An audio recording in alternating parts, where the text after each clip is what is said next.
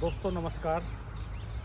देश की सियासत में भारी उथल पुथल है। दिल्ली से लेकर के बिहार तक घमासान मचा हुआ है और आज हम बात करेंगे इस वीडियो में दिल्ली की राजनीति के बारे में। दिल्ली के चुनावों की तारीखें अब एक आध हफ्ते के अंदर घोषित हो सकती हैं। अभी तक कांग्रेस ने सूची जारी कर दी अपने प्रत्याशियों की, अरविंद केजरीवाल ने जारी कर दी है। भारतीय जनता पार्टी के प्रत्याशियों की लिस्ट अभी आना बाकी है। और कल एक ज़बरदस्त नाटकीय घटनाक्रम दिल्ली की सियासत में हुआ है, जिस पर आज हम बात करेंगे। यहाँ हमारे साथ वरिष्ठ पत्रकार राजेश शर्मा जी मौजूद हैं। राजेश भाई साहब, आपका स्वागत है चैनल पर। नमस्कार। कल एक नाटकीय घटनाक्रम होता है दिल्ली में और अरविंद केजरीवाल, उनकी पार्टी के नेता संजय सिंह ये एलिगेशन लगाते हैं कि प्रवेश वर्मा, जैसा कि ये संभावनाएं हैं और हमने इस पर पहले भी वीडियो किया था कि दिल्ली में अरविंद केजरीवाल के सामने नई दिल्ली सीट से कांग्रेस ने तो शीला दीक्षित के बेटे संदीप दीक्षित को चुनाव मैदान में उतार दिया है और इसकी प्रबल संभावना है कि भारतीय जनता पार्टी वहाँ पर साहब सिंह वर्मा, जो दिल्ली के मुख्यमंत्री रहे हैं, उनके बेटे प्रवेश वर्मा को, जो सांसद भी रहे हैं और पिछली बार उनका टिकट कट गया था लोकसभा का, तो उनको प्रत्याशी बना सकती है। अब नई दिल्ली सीट से चुनाव लड़ते हैं अरविंद केजरीवाल। उनके सामने संदीप दीक्षित को कांग्रेस ने प्रत्याशी बना दिया। अब बारी जो है बीजेपी की है। ये कहा जा रहा है कि बीजेपी वहाँ पर प्रवेश वर्मा को कैंडिडेट बनाएगी। रणनीति ये है दरअसल बीजेपी की कि अरविंद केजरीवाल को ही हरा दिया जाए, उन्हीं को घेर लिया जाए जो आम आदमी पार्टी का मुख्यमंत्री का चेहरा होंगे अगली बार।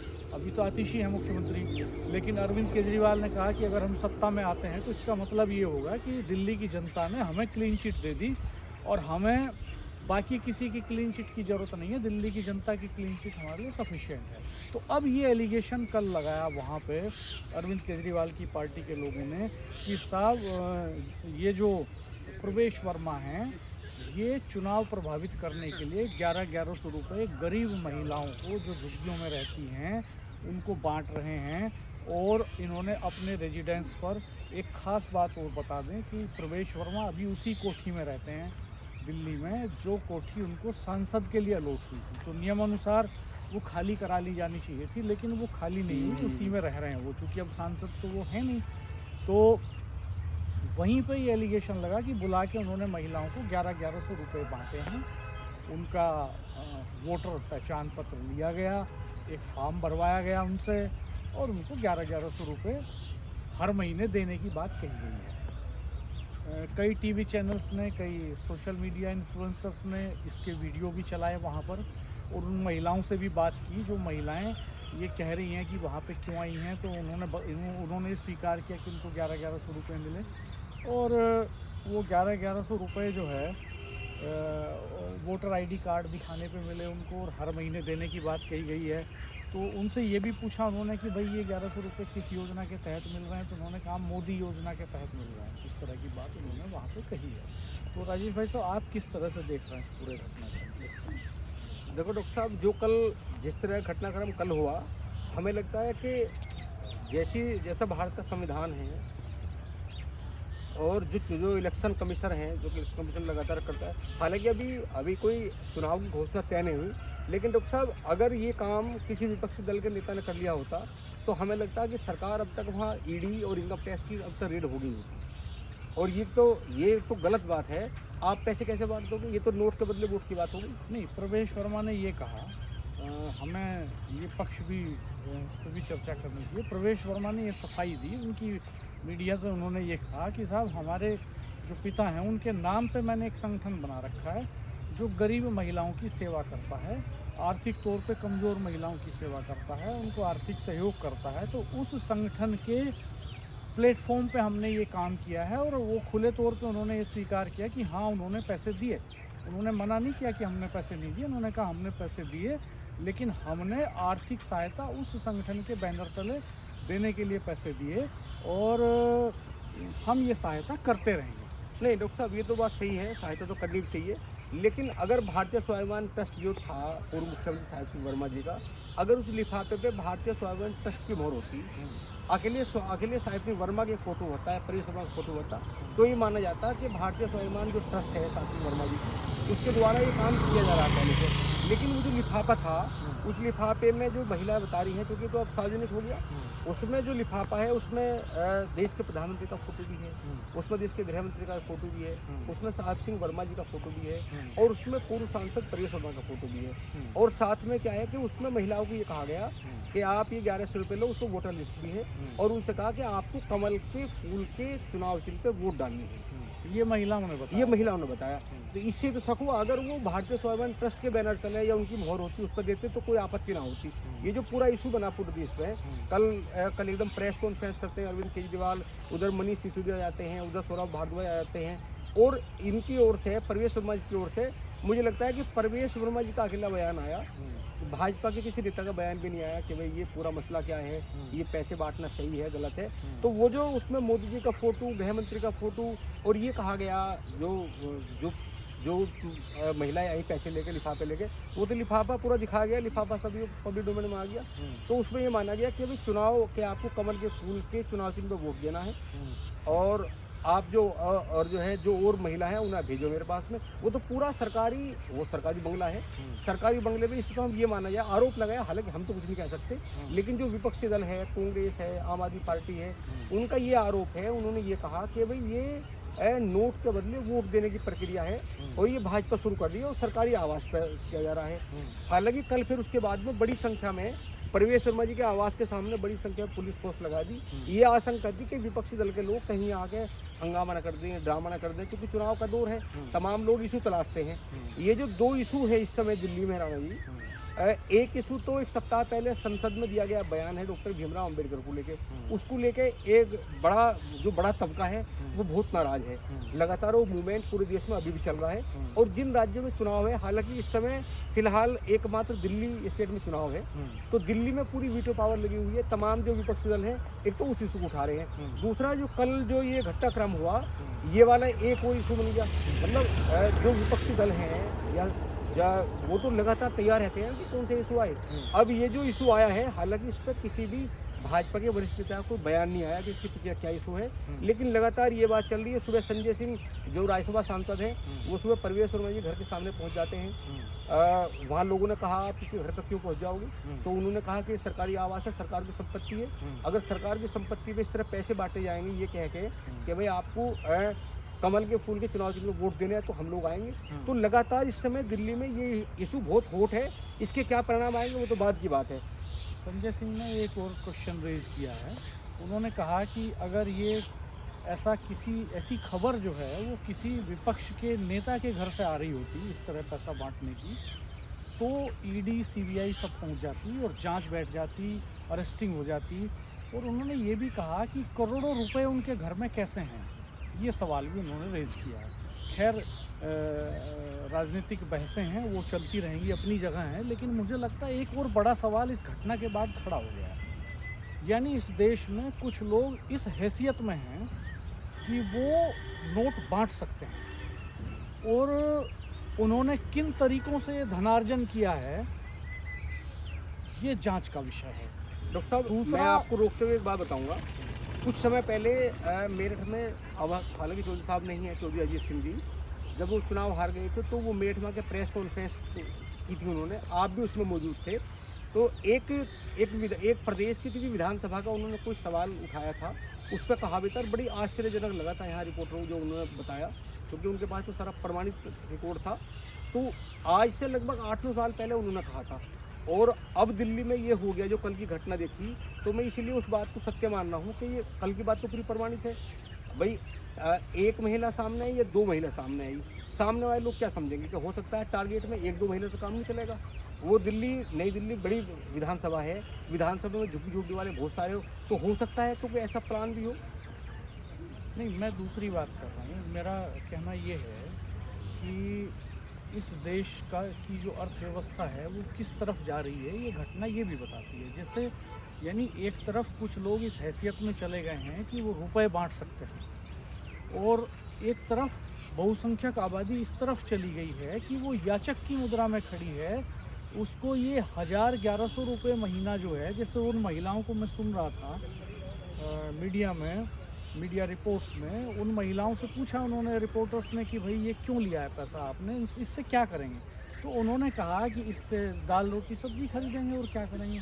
यानी एक आबादी का एक बड़ा हिस्सा इस दरिद्रता में चला गया है, इस रसातल में चला गया है कि वो रोजी रोटी का जुगाड़ नहीं कर पा रहा है, और उसको ये जो 1000-1100 रुपये महीने की खैरात है ये इम्पोर्टेंट लगती है।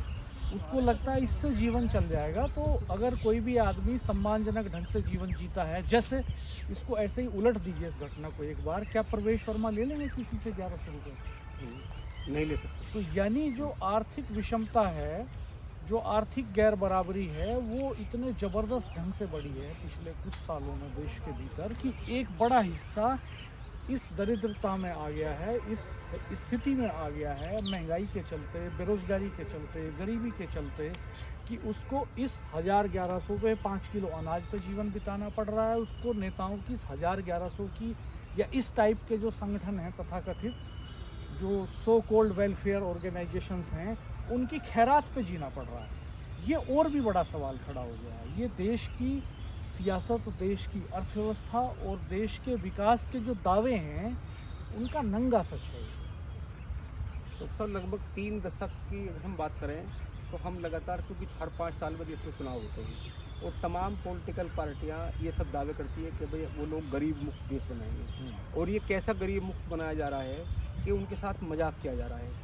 जो असल मुद्दे हैं कि गरीबी क्यों है उस पर न बात करके, और सीधे मतलब उन्हें जो है लालच के वशीभूत, क्योंकि जब आर्थिक रूप से तंगी होती है नहीं, तो उन महिलाओं ने एक और बात चौंकाने वाली कही, ये दिलचस्प है मामला ये भी, कि उन्होंने कहा, पूछा कि भाई क्या आप वोट देंगे इससे उनको? तो उन्होंने कहा नहीं, वोट तो हम वहाँ देंगे जहाँ हमारा मन करेगा।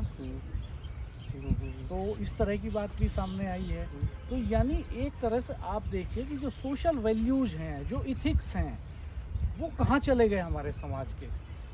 जैसे अगर देखिए कि एक बड़े हिस्से को इस तरह की गरीबी में धकेल दिया गया कि वो 1000 रुपये ले रहा है लाइन में लग के वोट देने के नाम पे, और वो फिर ये भी कह रहा है कि बांटने वाले की तो कोई नैतिकता, कोई ज़मीर, कोई ईमानदारी, कोई उसूल है ही नहीं। लेकिन जो गरीबी है वो इस लेवल पे आदमी को ले जाती है कि वो याचक की तरह खड़ा होता है लाइन में 1000 रुपये लेने के लिए, और फिर वो ये भी कहता है कि भाई हम अपनी इच्छा से देंगे। तो कोई वैल्यू सिस्टम नहीं बचने दिया जा रहा इस समाज का। जो विकास का मॉडल है, जो तथाकथित डेवलपमेंट का मॉडल है, अब मुझे नहीं पता ये गुजरात का मॉडल है कि अमेरिका का मॉडल है। ये अमीरों को और अमीर करने का मॉडल है कि गरीबों का खून चूसने का मॉडल है। ये इस देश के किसानों, मजदूरों, महिलाओं, कामकाजी लोगों को हाशिए पे धकेलने का मॉडल है कि इंक्लूसिव डेवलपमेंट का मॉडल है। ये बड़ा सवाल है। ये जो डेवलपमेंट है ये इंक्लूसिव नहीं है। पूरी इकोनॉमी शेयर मार्केट में जिस तरह से धकेल दी गई है, एक वक्त था जब इस देश में डेवलपमेंट ओरिएंटेड काम होते थे, जॉब्स क्रिएट होती थी। अब एक दौर है कि जैसे शेयर मार्केट में तो कोई मैन पावर इंक्लूड नहीं होती, कोई एम्प्लॉयमेंट जनरेशन नहीं होता, और रातों रात आदमी अरबपति हो जाता है, रातों रात करोड़पति हो जाता है, किसी को कोई रोज़गार नहीं मिलता। किसी आदमी की जेब में रातों रात 100 करोड़, 50 करोड़, 500 करोड़ चले जाते। और एक स्कोप है इस देश में कि हर्षद मेहता और अब्दुल करीम तेलगी पैदा हो जाते हैं। और एक बड़ा हिस्सा ऐसा है कि जो 24 घंटे मेहनत करने को तैयार है, ठंड, बरसात, गर्मी, हर विषम मौसम में वो 24 घंटे नौकरी करने को, मजदूरी करने को तैयार है, लेकिन काम नहीं मिल रहा उसको। हर शहर के चौराहे पर सैकड़ों लोग, एक शहर के चौराहे पे, एक ही शहर की बात करें तो मेरठ शहर में कम से कम 10,000 आदमी सुबह आकर चौराहों पर खड़ा होता है काम की तलाश में, और बहुत सारे लोग साइकिल चला के आते हैं, बसों में आते हैं, खाना बांध के लाते हैं और वापस चले जाते हैं। और एक तरफ ऐसे लोग इस देश में हैं जो अवैध तरीके से कोठियों में रह रहे हैं। सरकारी हक नहीं है प्रवेश वर्मा का उस कोठी में रहने का। उनको नियम अनुसार आपको याद होगा कि जिस वक्त जो है चौधरी अजीत सिंह चुनाव हार गए, वो 12 तुगलक रोड में रहते आए और 12 तुगलक रोड वो कोठी थी जिसमें चौधरी चरण सिंह रहते थे। फिर चौधरी अजीत सिंह MP हुए तो वो रहते चले आए और उसको खाली करा दिया। बड़ा बवाल उस पर हुआ था।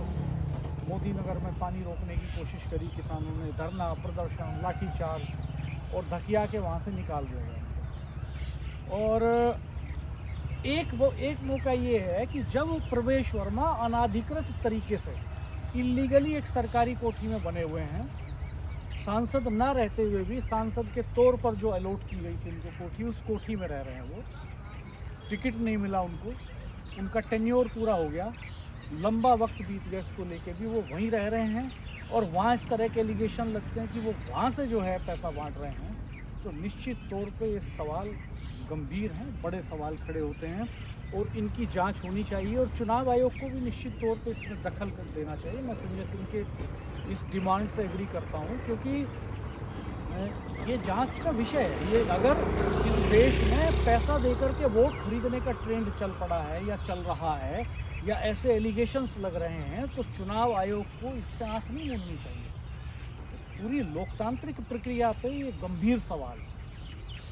ऐसे तो इस देश की जो बहुसंख्यक आबादी है, जो बिलो पॉवर्टी लाइन चली गई है, ऐसे लोग जो हाशिए पर चले गए हैं, जो गरीबी में धकेल दिए गए हैं, जो अनएम्प्लॉयड हैं, जो 5 किलो अनाज पे जी रहे हैं, तो ऐसे तो उन सबको पार्टियां, दल, सरकारें और पैसा बांटेंगी और अपने तरीके से सत्ता पर काबिज होती रहेंगी।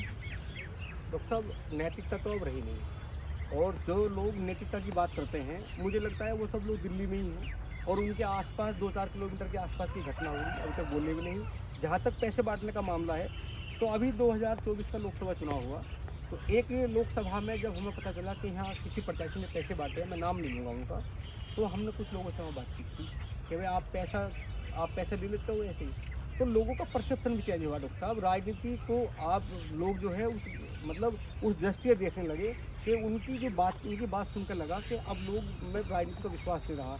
उन्होंने कहा कि भाई ये पॉलिटिकल लोग हैं, ये 5 साल रहते हैं तो खूब लूटते हैं, अगर चुनाव के समय दे भी रहे हैं तो क्या बिगड़ रहा है, ये तो पूरा साल लूटेंगे, हमें कुछ मिल तो रहा नहीं, तो जो मिल रहा है ले लो। मतलब अब लोगों की वोटर की भी ऐसी मानसिकता बन गई है। पूरी सोसाइटी का पूरा वैल्यू सिस्टम है, बिल्कुल वो कमजोर हो बिल्कुल एक परसेप्शन चला गया कि भाई जो 5 साल वहाँ बैठा है मेंबर ऑफ पार्लियामेंट में या विधानसभा में, वो तो लूट रहा है। ऐसा परसेप्शन जो आम मतदाता है उसके अंदर बढ़ गया। दूसरी बात क्या है कि ये जो अभी आपने बात उठाई कि भाई जो आवास हैं, जब कोई मेंबर ऑफ पार्लियामेंट नहीं है या कोई MLC या विधायक नहीं है तो वो आवास में क्यों रह रहा है। तो डॉक्टर साहब, ये तो अभी आपने चौधरी साहब की बात की, चौधरी साहब को तो इसलिए बंगला खाली कराया था क्योंकि चौधरी साहब उसमें विपक्ष में थे। अगर विपक्ष में ना होते तो बंगला खाली ना कराते, तो वो तो एक इशू बनाया था और बेइज्जती करनी थी, मतलब बेइज्जती करने का था।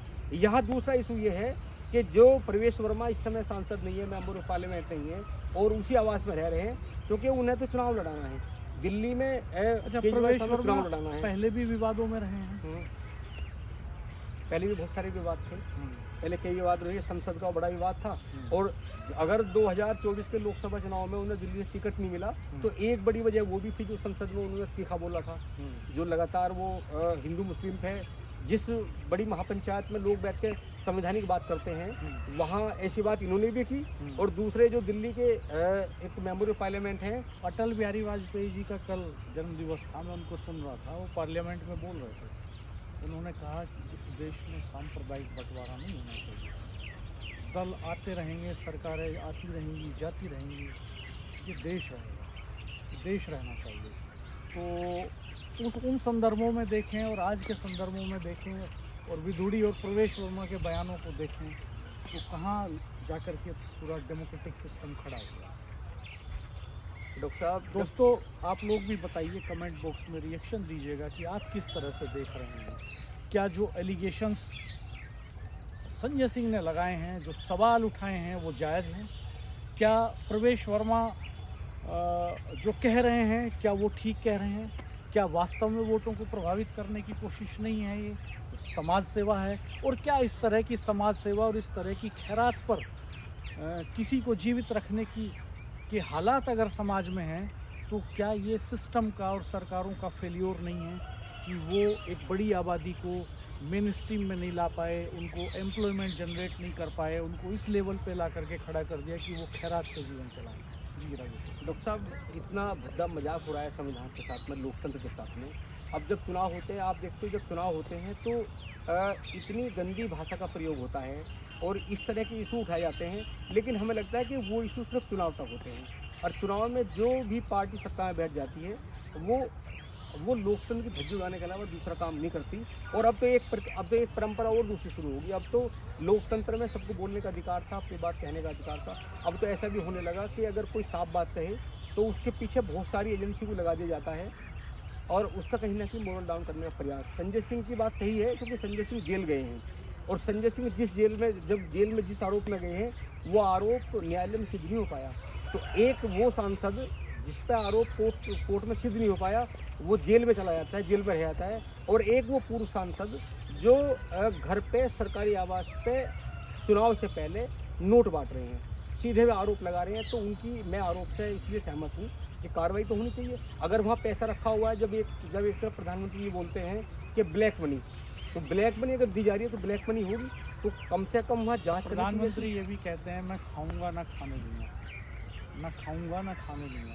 तो ये पैसा कहाँ से आया प्रवेश वर्मा के पास इफरात में जिसको वो बांट दे रहे हैं? अगर डॉक्टर साहब मनीष सिसोदिया के घर पे इस तरह का मामला कल आ गया होता तो क्या हाल होता? या मनीष सिसोदिया के हाँ या अरविंद केजरीवाल के पास में या संदीप दीक्षित के पास में इस तरह का प्रकरण हो गया होता कि वो पैसे बांट रहे और पब्लिक डोमेन में ये बात चली जाती, तो क्या आपको लगता है कि वहाँ ईडी, इनकम टैक्स या दिल्ली पुलिस या और एजेंसी छापा मार के अब तक गिरफ्तार न कर लेती? दोस्तों आप बताइएगा, अगर यही सेम प्रकरण प्रवेश वर्मा की जगह अरविंद केजरीवाल या मनीष सिसोदिया के यहाँ हुआ होता तो क्या होता? हमारे चैनल को देखते रहिएगा, सब्सक्राइब कीजिएगा, बेल आइकन प्रेस कीजिएगा, नोटिफिकेशंस ऑन कर लीजिएगा। धन्यवाद, नमस्कार।